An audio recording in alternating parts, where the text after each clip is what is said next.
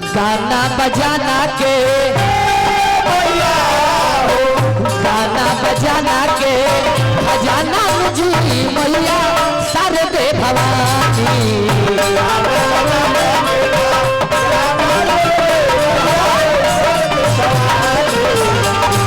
खजाना के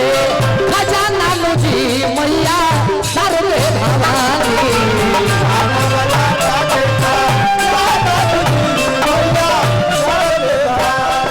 बेटा माई जगल की माई रौरा खजाना है रौरा में से तनी मुनी मिलल बा जौना से हमनी के रोजी रोटी चलत शारदे भवानी मैया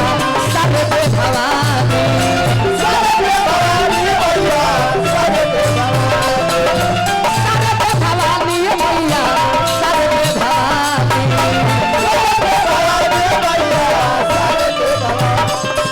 माई हो बोला बेटा हो अरे भाव में कहले बा भाव में बता मारे लगन दा भाव में हो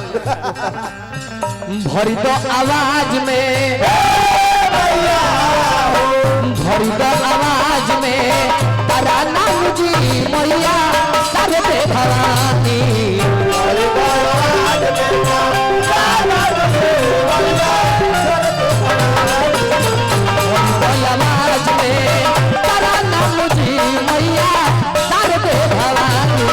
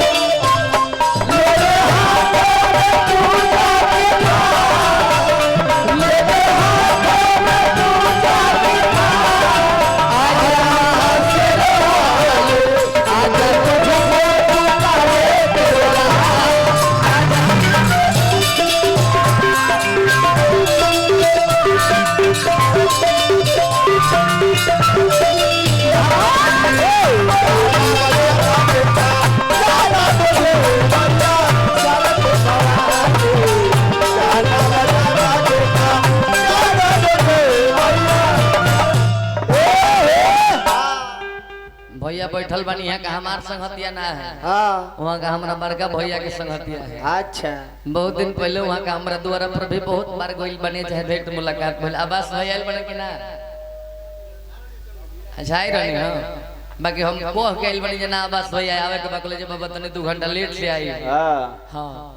देखी प्रेम अब नाम राउर पैसा खाते थोड़े दे तब हालांकि करेंगे ले लेता ना तनाहियो ले तरवा मन में तकलीफ है लग जाए हां जे बाबा लक्ष्मी का अनादर करने हां जी प्रेम के नाम दूसरा हालांकि देखी हमनी के देहला से घटे ना ना भैया ब्यास मने गंधर्व होला होला अगर रात भर में केहू 500 दे देता हां बिहनों का मोगली में 2000 हो जाई चौगुना बढ़ेला हां अगर रात भर में केहू 1000 देता हां बिहान 4000 हो जाई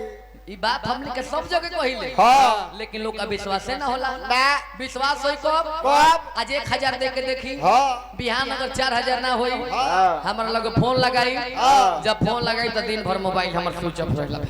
हां जब खुली तो खाली रामायण के चौपाइए उगिली लड़का माई से कहले कि माई माई राउर कृपा जेकरा पर हो जाला तो लड़का लोग क्षण भर में जीरो से हीरो बन जाला और रौरे कृपा जेकरा पर से हट जाला तो कतने बड़ बड़ हीरो लोग पल भर में हीरो से जीरो बन जाला जैसे में लिया जैसे में तू तो सवाल करे लगला हमरा से हां तो जे दोसर के बा हां तो इनका के छोड़ के दोसर सवाल के करी हमरा से जैसे माई के कृपा भई भैया के करा पर साक्षात है कलयुग में अपना छपरा जिला के एगो बोध लड़का हां खेसारी लाल जादू पर हां ना तो ये डुमरसन बाजार हरवा सब के देखल होई हां खेसारी जी 4-4000 में इंतजाम का 4000 में हां आ डुमरसन बाजार में सुभाष शर्मा के डेरा पर दिन भर में 3 बेर झाड़ू मारो जब वो खेसारी लाल पर माई के कृपा भई तो 4000 में इंतजाम गावेला खेसारी लाल आज 4000 से 4 करोड़ में चल गई नु आ वही माई के तनी भर कृपा हट गई करा पर से केकरा पर से वो अपना जमाना के सुपरस्टार गायक रहले हाँ कौन हम और गोपालगंज जिला हाँ राधे श्याम रसिया जी हाँ 1999 में लिखात रहे सुपरस्टार राधे श्याम रसिया रसिया आ तनी भर चलती में गलती कइले हाँ एक दिन तो देखनी मीरगंज मार्केटवा में हाँ हाफे पैंट पर टेम्पू हाकत हमनी धन हो माई तू केकरा के का से का बना देबू केहू जानत बा ना लड़का माई से कहले के माई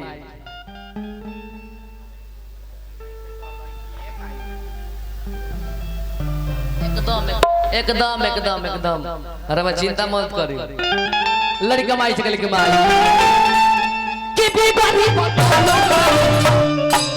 तुलसी कबीर के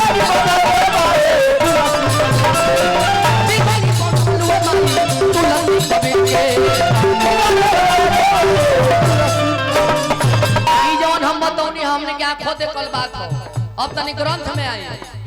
कालिदास जी महामूर्ख रहले जौना डाल पर बैठल सौने डाल के काटो आ जब लोग रास्ता धके जाए तो कहल के भाई ए भाई तनी फारका से जे है ना तो डरिया तहरा देह पर गिर जाए उनका इहो ज्ञान ना रहे कि डार पड़ी तो पहले हम गिरब ओ महामूर्ख कालिदास पर माई के कृपा भइल तो हक पर विद्वान बन गइले जय वाल्मीकि जी जे रामायण के रचना कइले उनकर पहिलका नाम का रहे रत्नाकर आ काम का रहे गुंडा करती मारो काटो मारिए काट के घर के रोजी रोटी चलावो लोग कहे कि भाई का करता रहो कह राम राम तो कहत कि ना हो मारा मारा उल्टा नाम जपे जग जाना वाल्मीकि भय ब्रह्म समान बिगड़ू में न बनौलू माई तुलसी कबीर आरे टाकुरा तना कर के जा